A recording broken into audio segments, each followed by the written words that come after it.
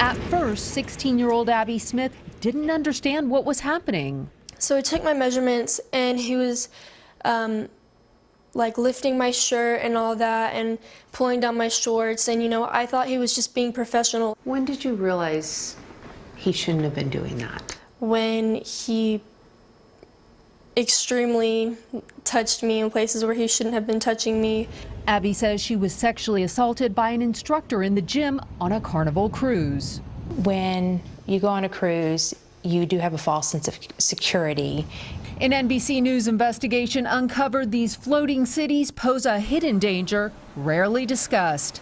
Sexual assault is the #1 crime on cruise ships, and a congressional report found more than 1/3 involve minors. I was led to believe that my daughter's in a teen club, there's supervision, they're being kept safe.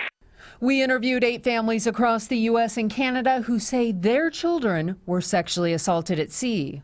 At no point in time did I think about my kid being given cocktails and walked to a room and forcefully thrown down on a bed and raped. Some were given alcohol, others targeted by older passengers or crew members. They got me very drunk, and they proceeded to take off my clothes. He walked in behind me, and then he grabbed my waist, and he started kissing my neck.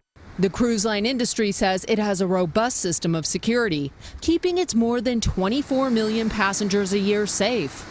And that allegations of serious crimes are rare, a small fraction compared to rates of crime on land. But maritime attorney Jim Walker, who has sued cruise lines, says these ships harbor the same dangers as any city, but with no real police and complex jurisdictional issues. Crimes, especially sexual assaults, can go unreported and unprosecuted. It happens more often than the cruise lines will admit, and it happens more often to little children than the cruise lines have ever admitted. Most of the alleged victims we spoke to say they're suing because that is their best hope for justice. As for Abby's case, Carnival told us the employee was a third-party contractor, and because of conflicting information and lack of evidence, no criminal charges were filed. But Carnival acknowledged that something did happen. In email sent to the Smiths, our heartfelt apologies for the unfortunate incident. Carnival also offered them a refund, a complimentary cruise, and to pay for counseling for Abby. Many of the young victims we spoke with are now in counseling. One reportedly attempted suicide after the assault, and all are still traumatized. So it really did